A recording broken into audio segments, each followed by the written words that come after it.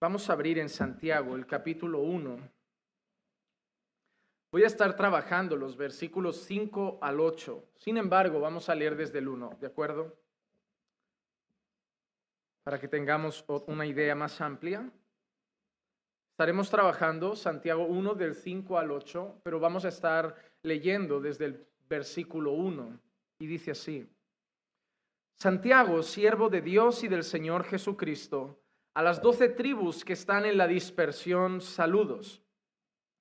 Tened por sumo gozo, hermanos míos, el que os halléis en diversas pruebas, sabiendo que la prueba de vuestra fe produce paciencia, y que la paciencia tenga su perfecto resultado para que seáis perfectos y completos sin que os falte nada.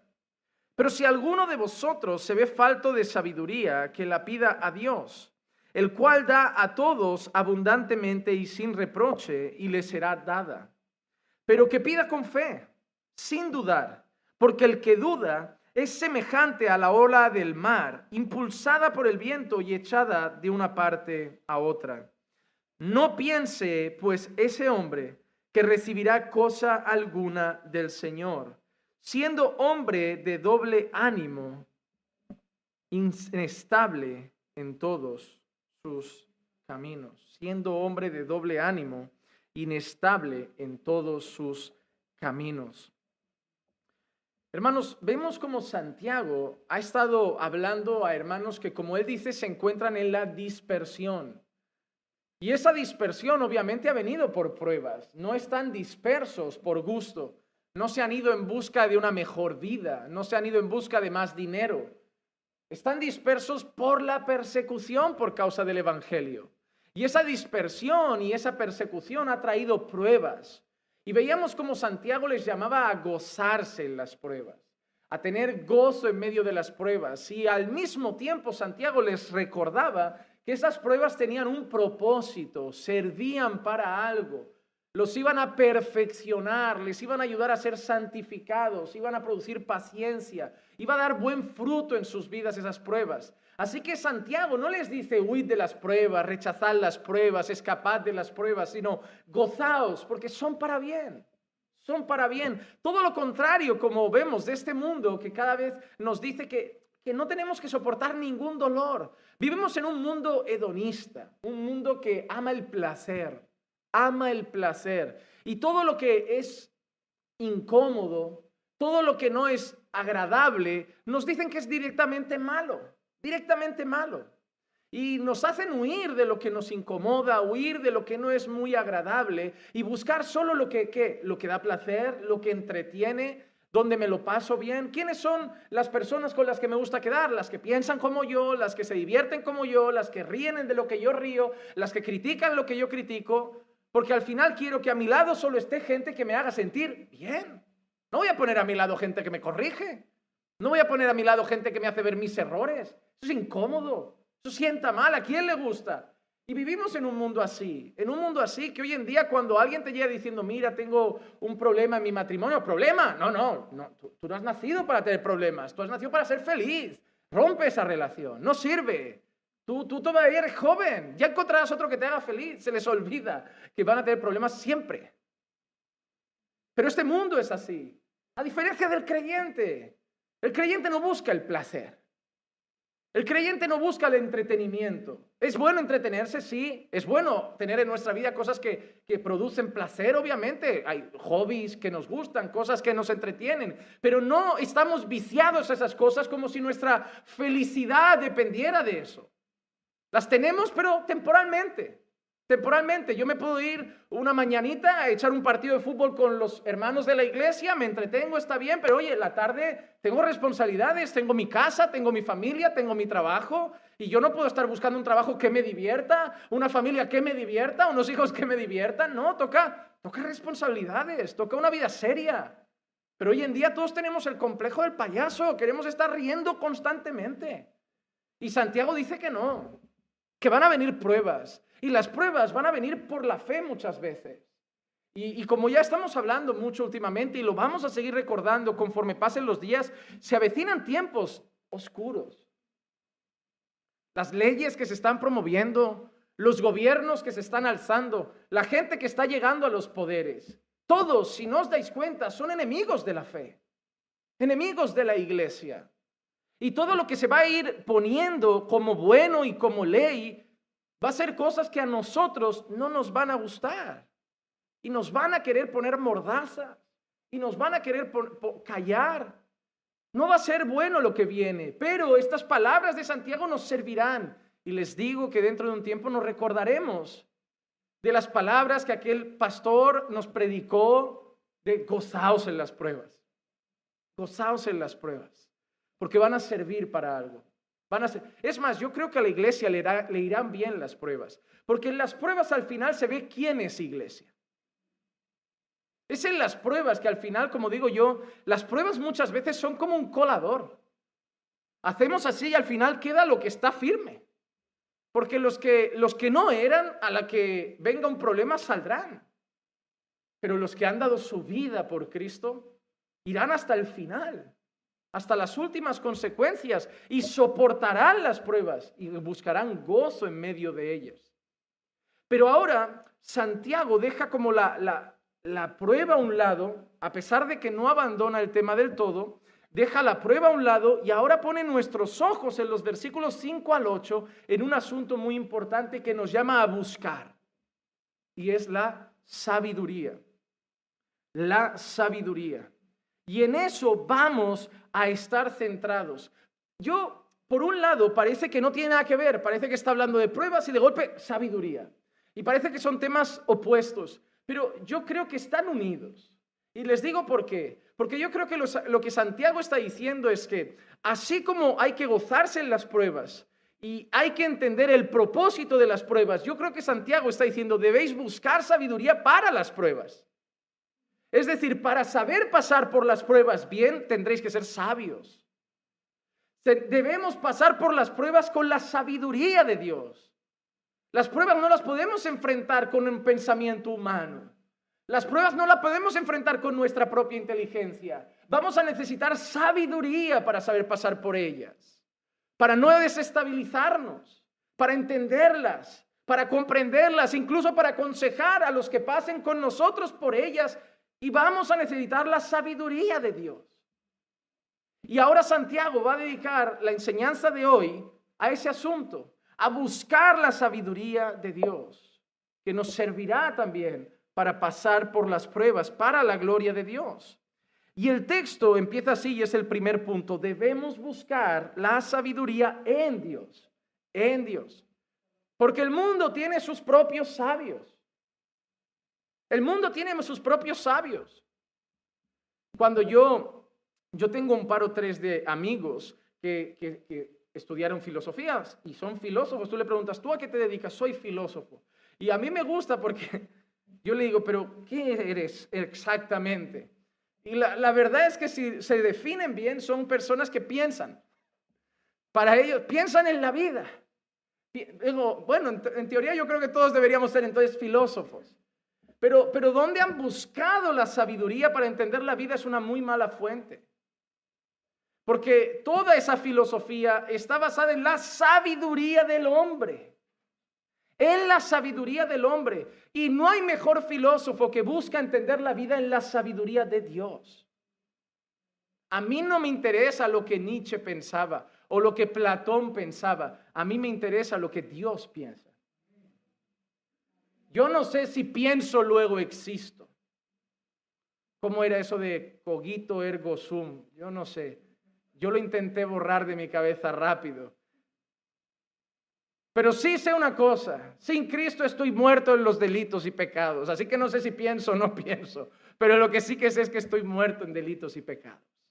Pero también sé que en Cristo hay vida eterna. Entonces la filosofía mía de vida como creyente no puede determinarla un griego, un filósofo alemán, sino la palabra de Dios. Y eso es lo que Santiago va a empezar a decir. Debemos buscar sabiduría en Dios. Piensen que esos hombres están dispersos. ¿Por qué tierras predicó mucho Pablo? Por tierras griegas. ¿De dónde es la cuna del pensamiento y la filosofía principal de todo el mundo? ¿Dónde se creen que son los más sabios de todos? En Grecia. Casi todos están allí. Así les va, en crisis, pasando hambre, no les ha servido tanta sabiduría. Saben cómo va el mundo, pero no saben cómo va su país. Para que vean de qué sirve la sabiduría de este mundo. De nada, de nada. Y Pablo iba allí, a lugares de mucha idolatría. Y estos creyentes se iban a dispersar, iban a pasar por zonas donde habría muchos griegos que querrían traer muchas ideas a sus cabezas, como los gnósticos. Querrían traer muchos pensamientos a su mente. En Roma también había muchos filósofos. Entonces nosotros debemos pensar que Santiago les está diciendo, para pasar todo lo que vais a enfrentar necesitáis buscar sabiduría en Dios. En Dios. Y dice así, pero si alguno de vosotros se ve falto de sabiduría, que la pida a Dios, el cual da a todos abundantemente y sin reproche, y le será dada. Mira lo que dice. A mí este versículo me enseña cosas importantes. Número 1, si alguno se ve falto de sabiduría, es decir, hay gente que no está falta. Hay gente que no está falta. Miren, la sabiduría es algo que todos debemos seguir creciendo en ella. Nadie puede decir, yo ya soy el sabio de los sabios. Todos seguimos creciendo en sabiduría, pero hay una cosa que es real. No todos tenemos el mismo grado de sabiduría. La sabiduría, hablo de sabiduría en Dios, en Dios. La sabiduría que tiene en Dios un hombre maduro en la fe que lleva 20 años en el Señor, no es la sabiduría que tiene en Dios una persona que lleva 1 año en el Señor. Es decir, la sabiduría va creciendo en nosotros progresivamente. Conforme vamos conociendo a Dios, nos vamos volviendo más sabios. Por eso a veces nos choca mucho cuando vemos algunas actitudes en unas personas y la misma actitud no nos choca tanto en otras.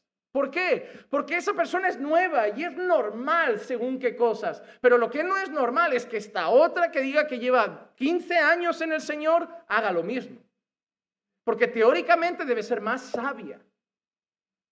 Pero Santiago dice que si a alguno le falta, es decir, todos debemos buscar más, pero hay gente que la necesita mucho, hay gente que está muy vacía quizá de la sabiduría de Dios, dice que se la pida a Dios. Santiago deja claro dónde buscarla, quién es la fuente, cuál es el origen de la sabiduría. Para mí que me digas que tienes un máster en lo que sea, no me dice que eres sabio, me dice que has leído mucho. Hermano, puedes ser arquitecto, juez, abogado, cirujano plástico, cirujano, lo que sea, pediatra, lo que quieras. Puedes tener 60 diplomas en la pared que lo único que me dicen es que has llenado tu cabeza de conocimiento, pero no significa ser sabio. Ser sabio. La prueba es esta. Hay gente que ha estudiado grandes carreras y tiene trabajos que no son para nada esas carreras. Porque adquirieron el conocimiento, pero no tienen carácter para trabajar. Y nunca tendrán un buen trabajo. Se prepararon para él, pero cuando van a hacer la entrevista, no dan la talla como personas. Y esa es la evidencia de que los títulos no abren puertas. Ayudan si van acompañados de otras cosas. La sabiduría es algo diferente. Debemos aprender a separar inteligencia, conocimiento de sabiduría. Te puedes sentar a veces con hombres mayores, gente de edad muy avanzada, que te va a decir que no estudió y que cuando te dan consejos para la vida, le dan 1000 vueltas a gente que está en la universidad. Porque quizá no estudiaron, pero son sabios. Han aprendido de los errores. Te pueden decir qué rumbo tomar, qué dirección tomar. Porque ellos saben de la vida, porque han aprendido con el paso de los años. Y Santiago dice que esa sabiduría la pidamos a Dios. Y hay una cosa preciosa. Y es que dice además que Él la dará en abundancia y sin reproche. No dice que a lo mejor la dará, sino que la dará. Hay una garantía. Si buscas la sabiduría en Dios, la vas a encontrar. No en el hombre, en Dios. Pero ve y pídele, porque la vas a encontrar. Y hoy quiero que hablemos un poquito de ese asunto, de la sabiduría, de la sabiduría. Hermano, el gran problema de caminando por fe, creo, una de las luchas que tenemos como iglesia es la falta de madurez. Las actitudes que tenemos como iglesia, hablo de los creyentes que formamos, que forman esta iglesia, es mucha inmadurez. Algunos han leído mucho y creen que ya pueden enseñar, que ya están preparados, pero luego actúan como necios, cometen errores, son imprudentes, malas decisiones, que llevan a cosas malas. ¿Por qué? Porque saben mucho, pero no son sabios. Y ese es un gran problema. Creer que porque he aprendido cosas ya valgo para transmitir ese conocimiento a otros. No. ¿Sabían que un buen maestro no es solo una transmisión de conocimiento, sino de vida? Tú no quieres ver en el que te enseña conocimiento teórico, sino también práctico. Quieres ver ese conocimiento moldeado su vida para eso es una persona sabia. La sabiduría es aplicar la palabra de Dios a nuestra vida. Y hay un libro en la Biblia que le da mucho valor a la sabiduría, para que veamos lo importante que es. Santiago no está diciendo que pidamos cualquier cosa. Santiago está diciendo que pidamos algo que la Biblia muestra que es extremadamente importante. Mira lo que dice, por ejemplo, Proverbios capítulo 2 y versículo 6. Vamos a leer 3 pasajes de Proverbios para entender la importancia de la sabiduría. Proverbios 2:6 dice así: porque el Señor da la sabiduría, de su boca vienen el conocimiento y la inteligencia. Miren lo que ha dicho Santiago: el que quiera sabiduría, pídala a Dios y Él se la dará. Y Salomón ha dicho algo: de la boca del Señor viene el conocimiento y la inteligencia, del Señor proviene la sabiduría. Santiago no ha enseñado nada nuevo, sino algo que ya conocía, algo que estaba en el libro de Proverbios, algo que Salomón había dicho, que la fuente de la sabiduría es Dios. Él da la sabiduría, Él da el conocimiento, Él da la inteligencia. Es Dios quien alimenta la sabiduría de su pueblo. Porque sin sabiduría su pueblo no va a saber andar. No va a saber andar. Muchos de vosotros vemos la vida de vosotros, la de cualquiera de nosotros, y vemos cosas a veces desastrosas, cosas en el hogar muy torcidas, actitudes muy extrañas, y luego te sientas y les dices: pero tú sabes que la Biblia dice esto. Sí. ¿Lo haces? No. Haz eso. ¿Tienes el conocimiento? Sí. ¿Eres sabio? No. No lo eres. El conocimiento, hermano, no sirve de nada sin aplicación. No sirve de nada sin aplicación. Y la sabiduría es lo que nos lleva a poner por obra lo que conocemos de Dios. La persona sabia no es la que habla de Dios, es la que vive como Dios manda. La sabiduría se reflejará al final en una vida íntegra, en una vida bien vivida, en una vida conducida conforme a la voluntad del Señor.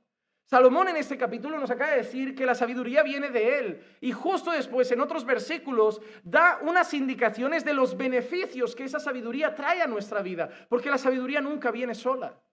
Mira lo que dicen los siguientes versículos 10 al 19, un texto amplio, pero lo leo rápido. Porque la sabiduría entrará en tu corazón y el conocimiento será grato a tu alma. La discreción velará sobre ti, el entendimiento te protegerá para librarte de la senda del mal, del hombre que habla cosas perversas, de los que dejan las sendas de rectitud para andar por caminos tenebrosos, de los que se deleitan en hacer el mal y se regocijan en la perversidad del mal, cuyas sendas son torcidas y se extravían en sus senderos. Ella, la sabiduría, te librará de la mujer extraña, de la desconocida que lisonjea con sus palabras, la cual deja al compañero de su juventud y olvida el pacto de su Dios, porque su casa se inclina hacia la muerte y sus senderos hacia los muertos. Todos los que a ella van no vuelven ni alcanzan las sendas de la vida. Vemos como la sabiduría no viene sola. Dice, Salomón ha dicho antes que Dios da la sabiduría. Santiago dice que le pidamos a Dios la sabiduría. Y ahora Salomón explica qué cosas trae la sabiduría. Entre esas cosas dice que nos vuelve más discretos. La gente bocazas no es sabia. La gente que la va liando con sus palabras no es sabia. Ay, no tenía que haber dicho eso. Ay, no tenía que haber hablado así. No es sabia. El sabio es discreto. La Biblia cuando habla del necio dice que habla mucho. Que el necio no frena su lengua. Que el necio no le faltan nunca palabras, pero cuando habla del sabio, la Biblia dice que casi nunca habla. Está muy callado. Porque el sabio piensa, reflexiona, escucha a otros, a ver si lo dice otro lo que él piensa, y después de analizar todo, dice una frase y enseña a todos. El necio se hace pasar por sabio hablando todo el tiempo. Sabe de política, de fútbol, del tiempo, de la vacuna, de medicina, de sociedad, todo. Pregúntale, él te va a responder siempre. De todo tiene una opinión. No acabó ni la educación primaria, pero sabe de todo. Sabe de todo. Nunca está callado. Hablas de política, él piensa. Hablas de machismo, feminismo, lo que sea, él sabe algo. Y tú dices, pero ¿cómo puede ser? Sabes de todo. Siempre, siempre, siempre. Nunca consigue estar callado y decir, voy a escuchar a otros porque de esto no tengo ni idea. Nunca. Siempre tendrá algo que decir. Y eso refleja al necio. El necio es llamativo, el necio llama la atención, el necio le gusta estar en el centro, le gusta ser protagonista. La sabiduría trae discreción. Trae discreción. A lo largo de la vida te das cuenta que los hombres más sabios que han existido pasan muy desapercibidos. Son bastante callados, son bastante quietos, tranquilos. Son discretos, trae discreción. Pero más cosas que trae además de discreción. Mira que nos enseña el mismo texto. Nos dice que nos volveremos discretos y que seremos protegidos por el entendimiento. ¿Protegidos de qué? De la senda del mal, de los caminos tenebrosos. El sabio elige bien sus caminos. No anda en caminos resbalosos. No juega con los límites. Normalmente le dirán, es muy religioso, es muy fanático, pero él no, él es sabio. Él sabe que somos débiles, él sabe que caemos con facilidad y no va a quedar a solas con su pareja, sabiendo que se la va a jugar, a llorar y decir, ay, me equivoqué otra vez. No, directamente no lo hará. El necio coge malas sendas, malos caminos, malas decisiones, juega con los límites. La sabiduría nos libra de los malos caminos, de los caminos tenebrosos. Cuando al necio el chico le dice, ven a casa a ver una peli, estamos solos. Bueno, no pasa nada. Somos creyentes. El sabio dice, no. Ya, pero no pasa. No. Invita más gente. Vamos a un grupo. Llama a tus padres. Mira la diferencia. Los dos pueden ver la película. El necio es aventurero. El sabio es discreto, es prudente. Elige bien el camino. Por ejemplo, cuando el necio lleva un noviazgo, llegan a casarse sin ganas porque saben que han fallado a Dios y esa boda ya no tiene gozo. El sabio llega feliz, lo han hecho bien, valió la pena la distancia, valió la pena el espacio, valió la pena la precaución, valió la pena todo ese tiempo de espera, porque ahora estamos ante aquí y podemos mirar a Dios en paz. Tú puedes llevar un noviazgo para la gloria de Dios y un noviazgo para tu propia gloria. Todo dependerá de si eres sabio, de si eres sabio o si eres necio. Y eso aplica a todo en nuestra vida. Todas las decisiones de nuestra vida, las mismas personas pueden decidir sobre lo mismo y acabar con dos caminos distintos. Depende de su sabiduría o de su necedad. Todos tenemos el mismo conocimiento, pero no todos lo aplicamos a nuestra vida. La sabiduría trae discreción, trae un camino cuidado. Luego dice incluso que nos libra de la mujer extraña, nos libra de las malas compañías, nos libra de todas estas cosas. De una mujer extraña que dice que en ella solo caen los ingenuos, los incautos. El sabio no juega.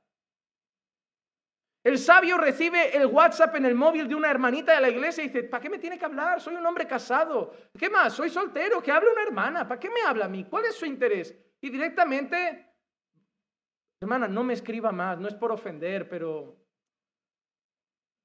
yo creo que no es prudente. No. El necio te dirá, religioso, no pasa nada. Y ahí los ves con una vida espiritual, como veremos luego, de doble ánimo, de altibajos, inestable. Porque el necio, como veremos al final, tiende a la inestabilidad.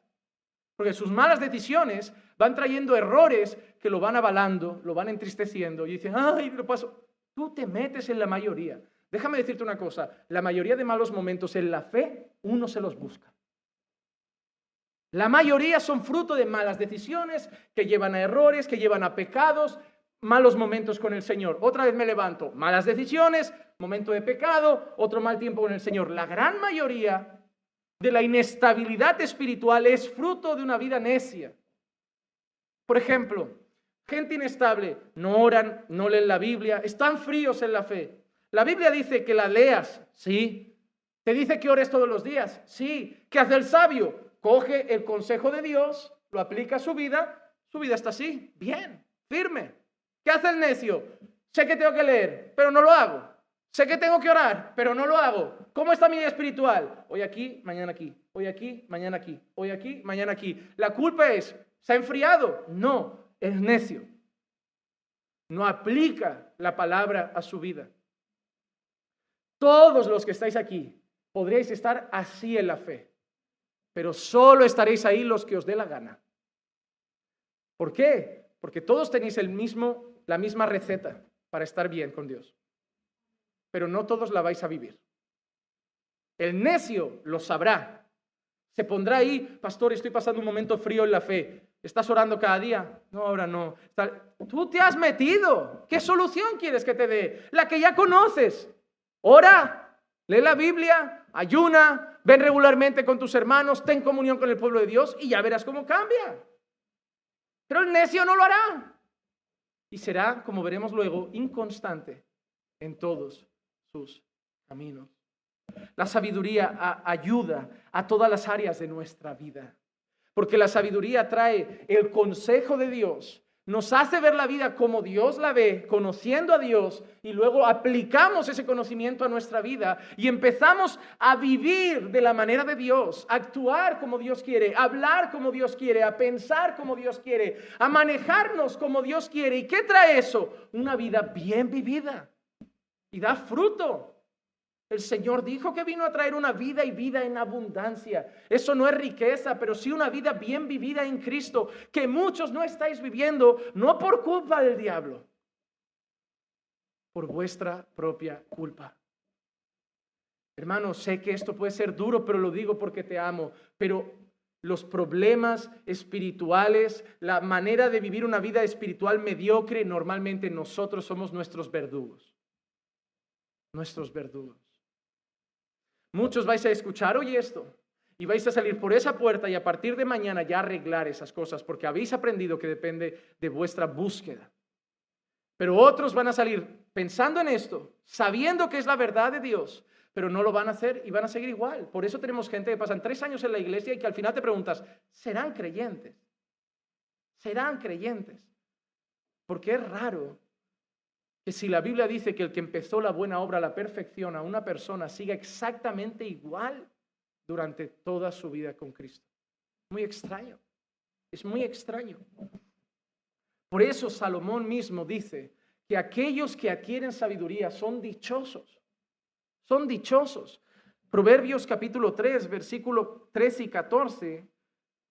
Bienaventurado, ¿recuerdan la palabra bienaventurado del Sermón del Monte? Muy dichoso, muy feliz, muy gozoso. Bienaventurado el hombre que haya ¿qué? Sabiduría. Bienaventurado el hombre que encuentra la sabiduría de Dios.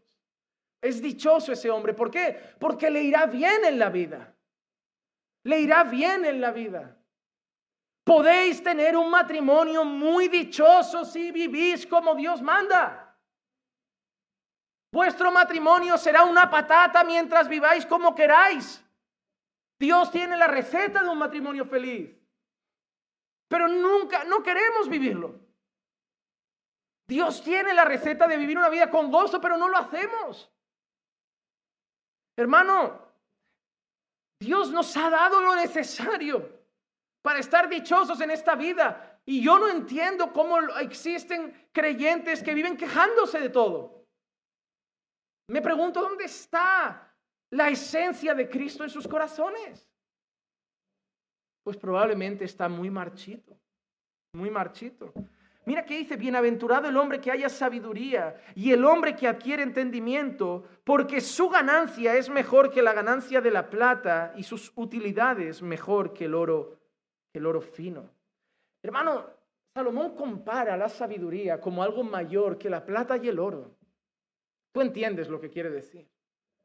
Este mundo, ¿a qué le da valor? Al oro, a los metales, a las joyas, a las piedras preciosas. Y Salomón dice que la sabiduría es mejor que eso. Y la prueba es que seguramente conocéis gente o sabéis de gente que es millonaria, tiene el oro y la plata, pero por ser necios están en la ruina. Por ser necios están en la ruina. ¿Cuántos padres están trabajando por tener su casa y sus cosas y cuando se la dejen a sus hijos, necios, destrozarán esa herencia en cuestión de una semana? ¿Cuántos padres creen que van a dejar un futuro para sus hijos arreglado? Y sus hijos ni se hablarán después de su muerte, peleándose por la herencia, porque son necios, por la maldad de su corazón. Oh, hermano, preparar un futuro para un hijo necio no sirve. No sirve. No sirve. Tú le puedes decir a tu hijo, mira, esto se cocina así. Lo pones en el microondas, cierras la puerta del microondas, le pones 5 minutos y le das al botoncito del on. Tu hijo lo quema. Si es necio, lo quema. Lo quema. Algo hará y lo quema. Porque la necedad es así. Puedes tenerlo todo para estar bien, lo vas a destrozar. Por ser necio. Por ser necio. Lo mejor que puedes enseñar a tus hijos es que busquen la sabiduría de Dios. Porque si tu hijo entonces no le dejas una casa, sabrá que debe trabajar, sabrá cómo debe administrar sus bienes, sabrá cómo debe conducirse. Y tú sabrás que no le dejaste una casa, pero le dejaste un futuro. Tu hijo necesita conocer la sabiduría de Dios, pero para eso primero la tienes que conocer tú. La tienes que conocer tú. Así que Santiago dice que debemos buscar sabiduría en Dios porque Él la va a dar. Y solo quiero hacer un inciso rápido antes de seguir. Y es que algunos comentaristas cuando estudiaba el texto decían que esa sabiduría, por cómo Pablo se expresa a los corintios, podía ser el Evangelio. Os voy a leer un par de textos para que veáis esta comparación. Primera de Corintios, capítulo 1, versículos 18 al 25. Pablo dice así, porque la palabra de la cruz es necedad para los que se pierden, pero para nosotros los salvos es poder de Dios, es decir, el Evangelio. Porque está escrito, destruiré la sabiduría de los sabios y el entendimiento de los inteligentes desecharé. ¿Dónde está el sabio? ¿Dónde está el escriba? ¿Dónde está el polemista de este siglo? ¿No ha hecho Dios que la sabiduría de este mundo sea necedad? Porque ya que en la sabiduría de Dios el mundo no conoció a Dios por medio de su propia sabiduría, agradó a Dios mediante la necedad de la predicación salvar a los que creen. Porque en verdad los judíos piden señales y los griegos buscan sabiduría, pero nosotros predicamos a Cristo crucificado, piedra de tropiezo para los judíos y necedad para los gentiles. Pero mira ahora, más para los llamados, el mensaje de la predicación de Cristo crucificado, el Evangelio, más para los llamados, tanto judíos como griegos, Cristo es poder de Dios y sabiduría de Dios, porque la necedad de Dios es más sabia que los hombres y la debilidad de Dios es más fuerte que los hombres. En el versículo 30 del mismo capítulo dice así, mas por obra suya estáis vosotros en Cristo Jesús, el cual se hizo para nosotros nuevamente sabiduría de Dios, justificación y santificación y redención. Por eso muchos comentaristas dicen que cuando Santiago habla de buscar sabiduría en Dios, se refiere a buscar el Evangelio, a buscar a Cristo. Pero yo difiero en eso. Yo creo que en nuestro texto no se está refiriendo al Evangelio, no se está refiriendo al mensaje de la cruz. Yo creo firmemente que nuestro texto se está refiriendo a lo que Pablo define en su despedida de Mileto como todo el consejo de Dios, la palabra de Dios, la dirección de Dios, la guía de Dios, la revelación de Dios. Hechos 20:27, Pablo dice, pues no rehuí declarar a vosotros todo el propósito de Dios. Creo que es Reina Valera la que dice todo el consejo de Dios.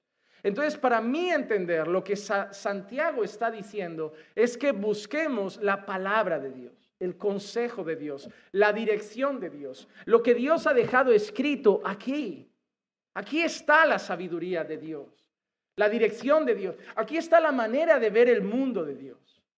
Aquí está la manera de conducirse en el mundo descrita por Dios. Aquí está reflejado lo que Dios quiere para nosotros, para los jóvenes, para los adultos, para los hombres, para las mujeres, para los solteros, para los casados, para los jefes y para los trabajadores, para los padres y para los que son hijos. Aquí está la sabiduría de Dios, el consejo de Dios. Y considero que es lo que Santiago está diciendo. Buscad esa sabiduría aquí. No, hermanos, no creo que Santiago esté diciendo, ponte a orar y di, Señor, hazme más sabio, hazme más sabio, hazme más sabio, hazme más sabio. No, creo que esta es la sabiduría de Dios. Este es el consejo de Dios. El consejo de Dios. El Salmo 19, cuando habla de la palabra de Dios, dice el versículo 7, la ley del Señor es perfecta, restaura el alma. El testimonio del Señor es seguro, que hace sabio al sencillo. Los preceptos del Señor son rectos, que alegran el corazón. El mandamiento del Señor es puro, que alumbra los ojos. Así que yo entiendo que lo que Santiago está diciendo es, busca en la palabra, porque ahí está la sabiduría de Dios. Te hará sabio aunque seas sencillo. La palabra de Dios te dará dirección. La palabra de Dios te enseñará cómo debes caminar. La palabra de Dios te enseñará a vivir una vida íntegra y conforme a la voluntad de Dios, y te irá bien. Y te irá bien. Y tendrás una vida en abundancia. Así que en primer lugar, Santiago dice que debemos buscar la sabiduría en Dios. Hermano, ¿cuánto tiempo pasas cada día buscando esa sabiduría? Acabamos de ver lo importante que es. Y muchos de vosotros seguís dependiendo de alguna persona que os esté hablando de la palabra. Hermano, déjame decirte una cosa, y de eso hablaré un poco este domingo. No seáis dependientes de un hermanito de la iglesia. Cuidado, que algunos se hacen ídolos muy rápidos. No, voy a hacer estudios bíblicos con con esta, porque me aconseja mi consejero, mi consejera. Cuidado con esa dependencia. Cuidado con esas cosas. La sabiduría está en Dios, no en los hombres. Y hay mucha gente que si no hay alguien a su lado para guiarle, por eso viven dependientes de esa persona que le atienda al WhatsApp todo el día, las llamadas todo el día y los guíen todo el día. Y si esa persona mañana les dice, me voy de la iglesia, van detrás para que veas dónde está su corazón. La sabiduría está en Dios. No seréis más sabios por estar más con la gente, seréis más sabios por estar más con Dios. El trabajo del maestro no es seguidme, el trabajo del maestro es seguid a Cristo. Que yo no sea necesario en vuestras vidas. Que yo no sea necesario. Que cuando yo te diga, ya no puedo quedar, tengo que atender otras personas, tengo que hacer otras cosas, esa persona pueda seguir por su cuenta y no se sienta perdida, porque ha encontrado sabiduría en Dios para conducirse. Cuidado, a mí me da mucho temor cuando alguien me viene y me dice, pastor, es que fulanito, fulanita me dijeron, dijo, pero Dios no dice esto. Ese es su consejo, pero no es el de Dios. Y eso me da temor. Me da temor porque el buen consejero no dice, mira, aquí pienso. No, dice, así dice el Señor. Tú necesitas el consejo de Dios, no mi consejo. No mi consejo. Segundo punto de nuestra enseñanza, y los dos siguientes voy a ser un poco más breve, es que Santiago dice que busquemos fe en Dios, pero Santiago dice cómo la debemos pedir y dice que la debemos buscar con fe, no de cualquier manera. Debemos pedir esa sabiduría, pero la debemos pedir con fe. Santiago dice así, pero que pida con fe, sin dudar, porque el que duda es semejante a la ola del mar, impulsada por el viento y echada de una parte a otra. No piense pues ese hombre que recibirá cosa alguna del Señor. No, hermano, esto es asustador. Dice que el que se presente a buscar ese consejo y esa sabiduría ante Dios, dudando de Dios, dice, no va a recibir nada. No va a crecer en sabiduría, no va a recibir sabiduría de parte de Dios. Va a ser como un hombre llevado por las olas del viento, como una ola del mar llevada por el viento. No va a recibir nada porque se presenta ante Dios con dudas. Y Santiago dice que debemos ir a buscar sabiduría en Dios con fe, sin dudas, sin vacilaciones. Y sí, hermano, te voy a decir algo. Se puede dudar de todo, pero está prohibido dudar de Dios. Está prohibido dudar de Dios. La Biblia dice en Hebreos 11:6, y sin fe es imposible agradar a Dios. Porque es necesario que el que se acerca a Dios crea que Él existe y que es remunerador de los que le buscan. Y lo contrario a la fe es la duda. Ojo, no te he dicho que no puedes no entender algo. Somos limitados, no entendemos todo de Dios, pero no dudamos de Dios. Cuando yo voy a la palabra y no entiendo algo, no dudo del que ha dado la palabra, dudo de mi capacidad para entenderla. Ay, es que me parece que ¿qué te parece que la Biblia? Que tú veas algo raro es tu problema, la Biblia es perfecta.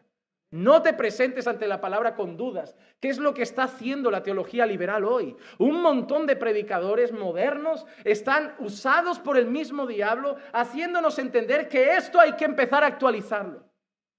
Porque esto era para otro tiempo. Se están presentando ante la Biblia como, ¿será que esto es para hoy? ¿Será que esto realmente pasó? Están poniendo en duda los milagros. He visto teólogos que están juntos ya preparando nuevas traducciones de la Biblia, que están considerando matizar a pie de página que algunos milagros pueden ser leyendas. Entender que algunos pecados hay que matizar, que era para ese tiempo. Que todo lo que a lo mejor denigre, entre comillas, a la mujer, hay que matizar que era una cultura machista. Ya, pero Dios no es machista. Dios podía haber dicho, a mí me da igual lo que pase en la cultura, así vais a hacer. Pero Dios dijo eso. Entonces estás diciendo que el machista es Dios, no la cultura. Porque este libro, cuando dice que la mujer, que no permito que la mujer enseñe ni que ejerza autoridad en la iglesia, no lo dijo la cultura, lo dijo Dios. Entonces, ¿qué pasa? ¿Que el machista es Dios? Cuando este libro dice que la mujer se someta al marido porque el marido es cabeza de la mujer, así como Cristo de la iglesia, no lo dijo la cultura, ni un Pablo machista, lo dijo Dios. Y ellos están empezando a querer actualizar la Biblia. ¿Saben por qué? El problema es este, que si yo un versículo ya acepto que no vale, ya nada vale. Son muy listos. Son muy listos. No podemos dudar de Dios, hermano. Yo es verdad, este libro está muy por encima de mis capacidades. Y hay pasajes muy complejos que con humildad me tengo que presentar ante personas y decir, no entiendo ese texto, muy difícil, lo tengo que estudiar, tengo que orar, tengo que buscar al Señor. Pero no significa que ese texto esté mal, significa que yo no lo entiendo. Porque yo soy un hombre y el que lo escribió es Dios. Pero yo no puedo dudar de Dios. Es imposible presentarse ante Dios dudando de Él. No se puede dudar de Dios. Es necesario presentarse ante Dios teniendo la certeza de quién es Él. Así que Santiago nos hace dirigirnos ante Dios para pedir sabiduría con fe, sabiendo que Dios es fiel para darla si ha dicho que la dará. Y ya, no hay que dudar, no hay que dudar. El propio Jesús enseña a pedir con fe. Mateo 21, 22. Y todo lo que pidáis en oración creyendo, lo recibiréis. Y esa expresión creyendo, ¿a qué os hace pensar? Con fe, ¿no? Con fe. Obviamente ese texto lo han sacado muchos de contexto, creyendo, este texto se puede predicar muy mal. Pero la verdad, yo siempre le digo a esas personas, cuando alguien me dice, pero la Biblia dice, le digo, vale, ahora mismo vamos a ponerlo en práctica según tu comprensión. Mueve ese monte. Porque es lo que pone el texto. Mueve ese monte. Y siempre me miran como, no quiero. No, muévelo. Si dice que tú pides al monte que se mueva y se mueve, y si pides con fe pasa, como tú dices que aquí significa que todo lo que pido con fe pasa, pide con fe que el monte se mueva. En el fondo saben que no es así. Lo que ese texto nos enseña es lo mismo, que si es la voluntad de Dios, pasa. Porque Dios no tiene imposibles, puede mover montes. Si Él quiere, mueve montes. Si Él quiere, quita cáncer. Si Él quiere, pone cáncer. Dios puede hacer lo que quiera. Dios puede mandar el COVID y puede quitar el COVID. Dios no tiene límites y cuando yo voy a pedir a Dios, tengo que creer que recibiré lo que pido si es la voluntad de Dios. Pero yo no dudo de que Dios pueda darme algo, porque lo que es imposible para los hombres es posible para Dios. Ese texto no es pide lo que sea que Dios te lo concede como el genio de la lámpara. Ese texto sirve como para decirte, pide con fe sabiendo que para Dios no hay imposibles. Y si es su voluntad, cree que lo vas a recibir. Cree que lo vas a recibir. Santiago usa esta expresión, pedir con fe, de una manera un poco distinta en la misma carta, en un texto que tengo muchas ganas de llegar, sobre todo por la aparición del aceite. Santiago 5, 14, 15 dice, ¿está alguno de vosotros enfermo? Que llame a los ancianos de la iglesia y que ellos oren por él, ungiéndole con aceite en el nombre del Señor, y la oración de fe restaurará al enfermo y el Señor lo levantará, y si ha cometido pecados le serán perdonados. Mira qué dice Santiago en esta expresión, es similar, la oración de fe. La oración de fe. Y antes ha dicho que pidamos sabiduría con fe. Es exactamente lo mismo. Hermanos, no significa que si oramos con fe el enfermo se sana. Vuelvo a lo mismo. Todos podemos haber orado por alguien y ver la mano gloriosa del Señor sanarlo. Pero todos somos conscientes de que también hemos orado por gente que no sanó. Lo que Santiago vuelve a decir es lo mismo. Si vas a pedir por un enfermo, pide con fe, creyendo que Dios puede. Al final lo que toda la Biblia dice es lo siguiente. Cree que Dios puede hacer todo. Y pidas lo que pidas, pídalo con fe, creyendo en Dios. Pero confía que se hará su voluntad. Que se hará su voluntad. Y si la voluntad de Dios es sanar al enfermo, yo pido con fe porque el enfermo sea sanado, sabiendo que Dios puede. Sabiendo que Dios puede. Hermano, igual que hay gente que pide que el paralítico ande, yo les digo, Dios no tiene límites. Yo cuando veo a alguien que le falta una pierna, yo le pido a Dios, Señor, dale una pierna. ¿Qué pasa? ¿No puede? ¿Qué pasa? ¿Que no puede? ¿No habéis leído Ezequiel 37, si no me equivoco? Lo que hizo con un montón de huesos. ¿No puede poner otra pierna? Él no tiene límites. Él no tiene límites. Te digo una cosa, para nosotros un resfriado y el COVID es una chorrada y algo muy grave a lo mejor. Para Dios, poner una pierna, curar el SIDA o lo que sea, no es nada. Hermanos, es Dios. Y a eso se refiere Santiago. Ves a pedir con fe, no puedes dudar. Estás hablando con Dios. A veces algunos dudan porque no pasan las cosas que piden. Pero en ese caso debemos tener en cuenta que a lo mejor lo que estamos pidiendo no está bien. Hermano, el ejemplo más claro es Abraham. Romanos 4:20 dice, sin embargo, respecto a la promesa de Dios, Abraham no titubeó con incredulidad, es decir, no dudó, ¿verdad? No dudó, sino que se fortaleció en fe, dando gloria a Dios. Hermano, Abraham tenía todo humanamente para empezar a dudar.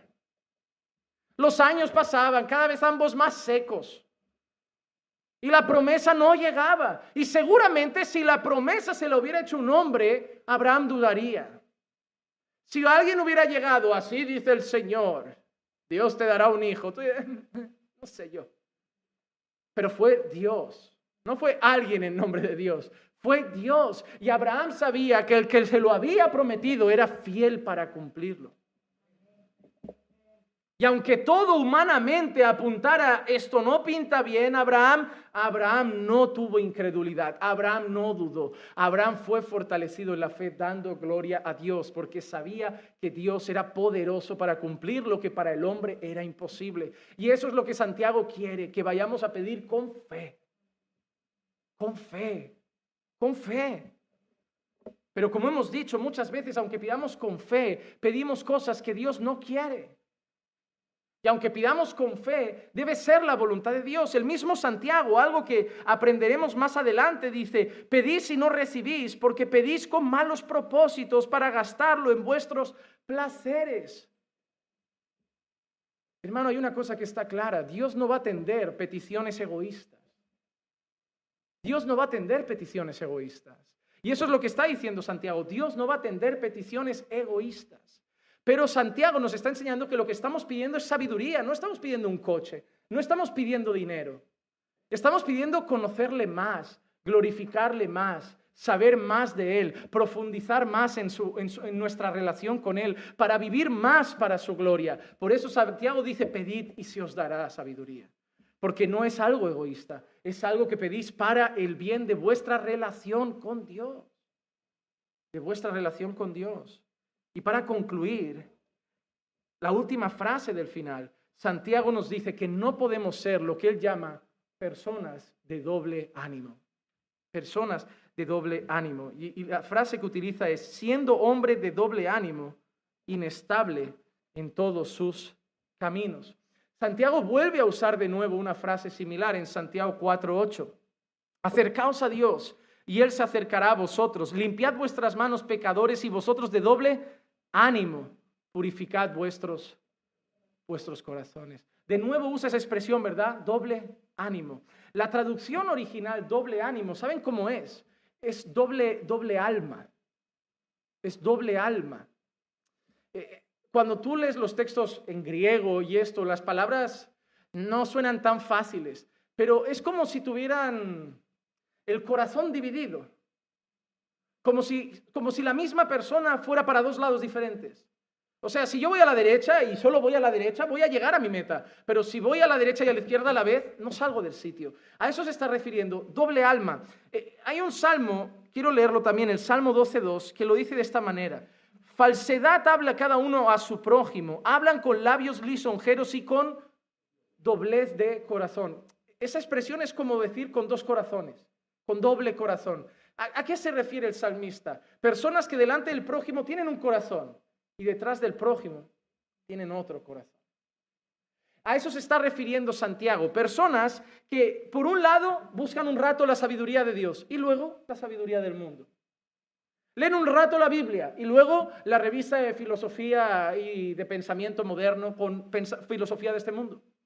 Buscan un rato agradar a Dios, luego agradar al mundo. Buscan el consejo de Dios, el consejo del mundo. Buscan la dirección de Dios, la dirección del mundo. ¿Y qué dice Santiago a esas personas? Inestables. Inestables. ¿Saben por qué muchos espiritualmente no están bien? Porque muchos, y lo digo con pesar en el corazón, muchos son personas de doble ánimo. Muchos son personas de doble ánimo. Hermano, yo no quiero que lleves una vida religiosa. Pero yo quiero que entiendas que no puedes alimentarte de dos cosas. Hermano, yo no quiero que lleves una vida religiosa, porque la vida religiosa que es una carga para ti. Yo solo quiero que elijas qué vida quieres llevar. Hermano, yo nunca te forzaré a buscar solo a Dios, pero sí que te tengo que decir la verdad. No puedes servir a los dos.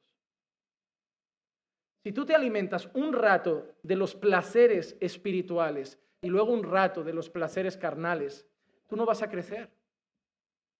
¿Saben por qué muchos de ustedes en la fe pasan los años y no progresan? Es por eso. Porque pasan 1 hora con la Biblia y 3 con Netflix. Hermano, te lo digo en serio, yo no te... viene duro. No, es que incluso voy a hablar más suave para que entiendas que lo digo porque te amo. Quiero verte bien con Dios. Pero mientras alimentes el cuerpo de las dos cosas, no sirve.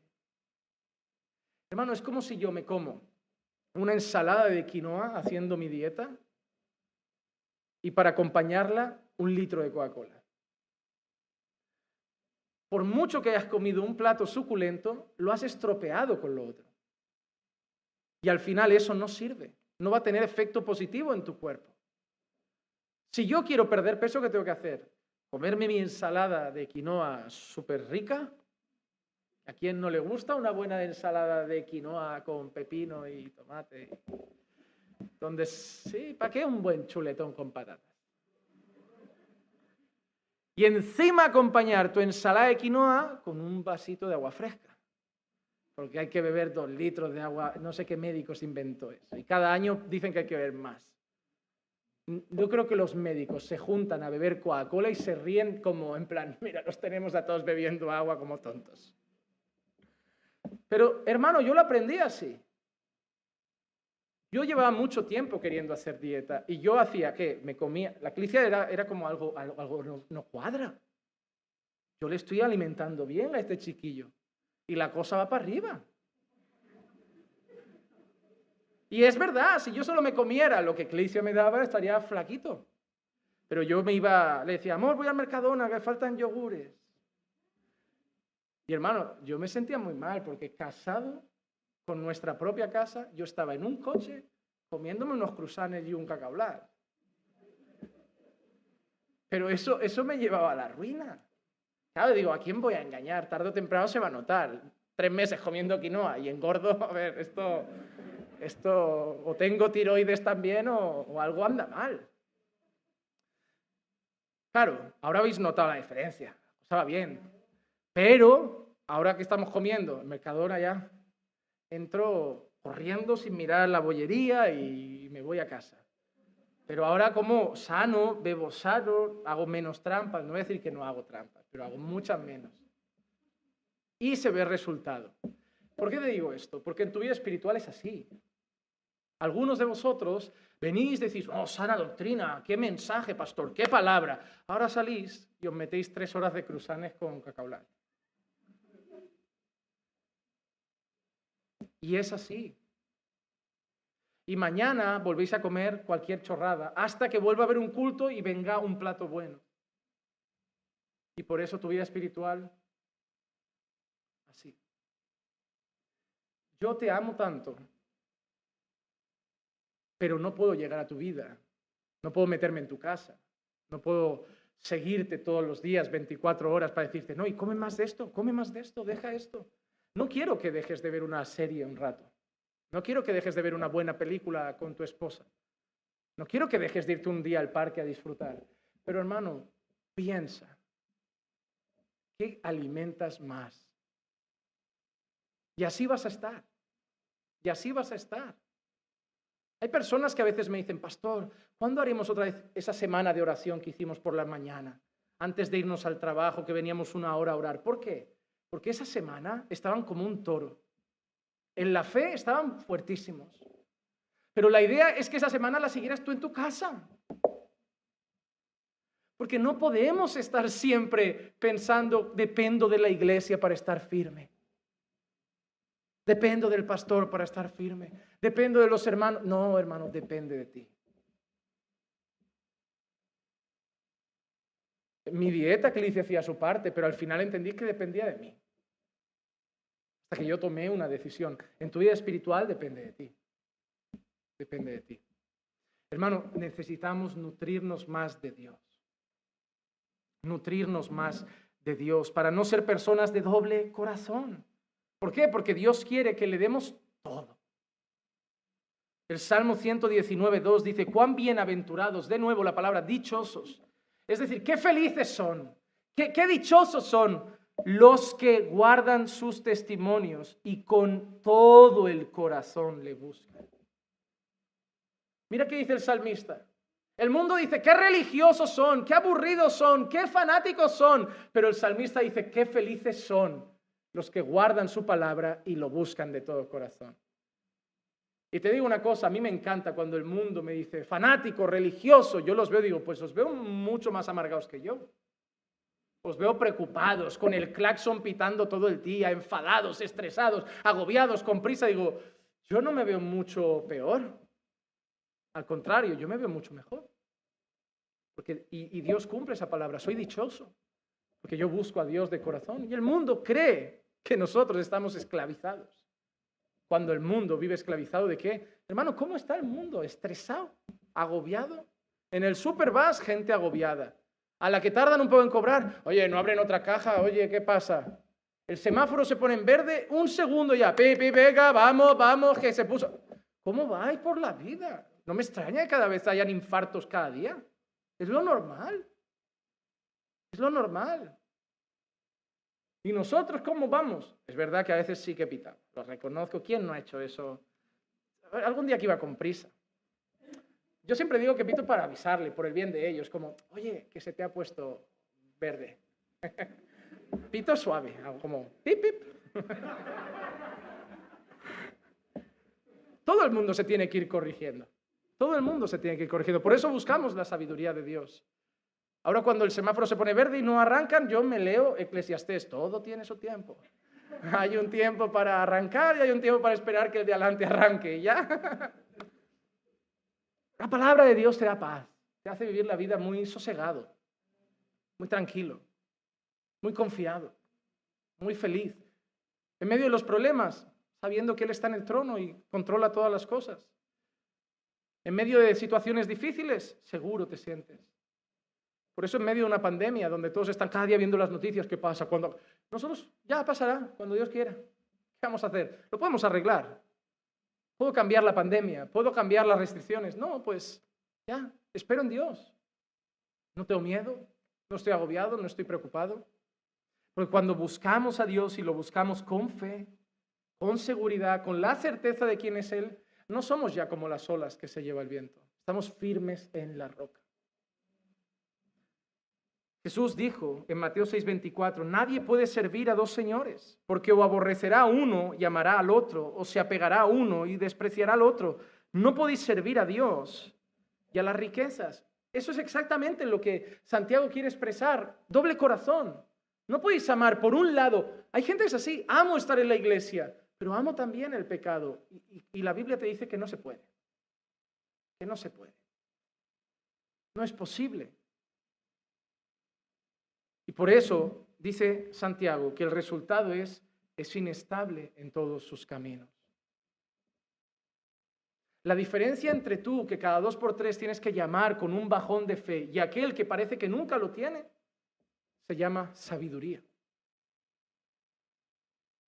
Que esa persona sabe que para mantener su nivel de fe necesita hacer unas cosas y las hace. Y tú sabes que para mantener tu nivel de fe necesitas hacer esas cosas, pero el necio no lo hace. El que está firme en la fe y el que no depende de que uno sepa más y otro menos, depende de que uno aplica y el otro no. Toda la gente que me siento en el despacho o llamo por teléfono para tratar malos momentos, solo les pregunto, ¿qué dice la Biblia? Y me contestan. Y yo pregunto, ¿y lo has hecho? No. Ahí tienes. Ahí tienes. No necesitas un pastor que te resuelva un problema. Necesitas hacer lo que sabes que hay que hacer. Es así de sencillo. Todo lo que el hombre planta, el hombre lo cosecha. Buscas la sabiduría de Dios con fe, de todo corazón y con regularidad, cosecharás una vida firme en el Señor. No buscas a Dios con fe, tienes doble corazón, doble ánimo, hoy de aquí, mañana de allí, seguirás con la vida inestable que tienes. Yo no te voy a obligar, pero yo te digo una cosa. Los que están bien con Dios son mucho más dichosos, más bienaventurados y disfrutan del cristianismo. Tú no verás a alguien que se entrega mucho a Dios diciendo el cristianismo es aburrido o una carga, es un deleite. Pero eso solo lo saben aquellos que buscan a Dios de todo corazón. El resto nunca lo va a averiguar. El resto dudará de esas palabras, dirá, no me lo creo porque yo he buscado. ¿Cuánto has buscado? ¿Cuánto tiempo? Unos meses. Te hablo de darle la vida, de buscarlo año tras año, de que se te caiga el mundo alrededor y seguir buscándolo. Y que pase lo que pase, lo sigues buscando. Porque sabes que ahí vas a encontrar sabiduría, bienaventuranza, gozo, paz en Dios. Así que, hermano, concluyendo, busca la sabiduría en Dios, búscala con fe y lucha para no ser una persona de doble ánimo. Vamos a orar. Padre, te damos gracias por tu palabra. Gracias porque hoy nos animas a buscarte y nos alertas de no ser personas de doblez de corazón. Gracias, Señor, porque tu palabra, Señor, nos fortalece y nos da el consejo que necesitamos para la vida. Gracias, Señor, porque el sermón de hoy ha sido muy práctico, Señor, y apunta, Señor, a nuestro diario vivir. Y yo te pido, Padre, que tomemos esta palabra, todos los que estamos aquí, y que sirva para darle un vuelco mejor a nuestra vida espiritual. Que sirva, Señor, para levantarnos en fe, para levantarnos con confianza, a buscarte de todo corazón, a buscar tu sabiduría y no dividir nuestro corazón en dos caminos. Señor, estoy convencido, plenamente convencido de que veré fruto en la vida de mis hermanos cuando hagan eso. Que dependan de ti y no de nadie más, Señor. Que no dependan de hombres, de mujeres, de nadie, solo de ti, Señor. Y que sepan que en ti tienen todo lo que necesitan. Llévanos con bien a nuestras casas. Acompáñanos hasta nuestros hogares. Guíanos, Señor, junto a nuestras familias. Y guárdanos, Señor, guárdanos en el camino de vuelta y danos una noche de paz y descanso. Y mañana, Señor, mañana no hay culto. Y a lo mejor, Señor, tendremos la tentación de no buscarte y de no alimentarnos de ti y distraernos con otras cosas. Y, Señor, sí, podemos tener un tiempo de entretenimiento, pero que mañana, Señor, también te busquemos para que sigamos, Señor, perfeccionando nuestra vida en ti y podamos vivir para tu gloria. Gracias, Padre, por todo. En el nombre de Jesús. Amén, amén y amén. Estamos bendecidos.